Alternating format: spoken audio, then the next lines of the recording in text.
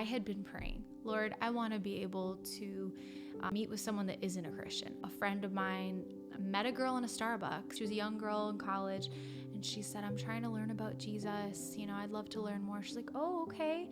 And she actually connected her to me to start meeting with her for coffee. She was Muslim, came from a Muslim background. And so we started doing a Bible study. We did Seamless by Angie Smith. It goes through the entire Bible in 5 or 6 weeks. The Old Testament, obviously the Quran has a lot of these stories. So she was familiar with some of it, and it was just sparking these really interesting conversations.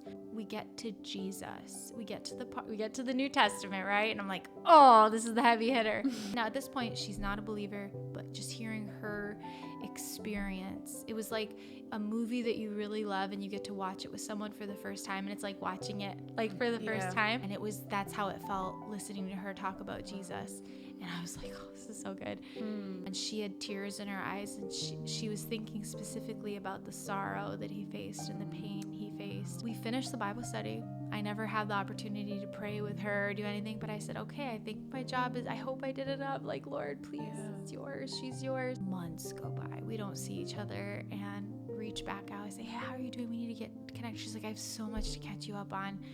So we get together, and she proceeds to tell me, Steph, I have accepted the Lord as my Savior. She said, and it was so good. The Bible study we did was so good, and the Lord was using it, I believe. But you know what it really was? She had these dreams. The Lord visited her in dreams, and he met her in her dreams. She had a few.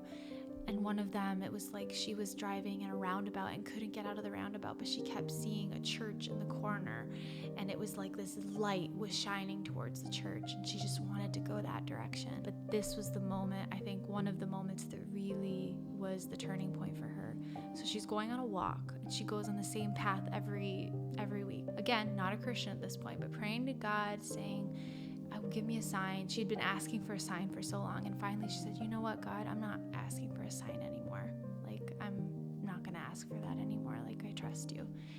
And then she's walking, and she's like, I'm gonna go a different route today. And so she changes her route. She's walking, and all of a sudden she sees something shiny on the ground, and she picks it up. It was a nail, and then it was a pendant of Mother Mary right next to each other, just on the ground. So strange, right?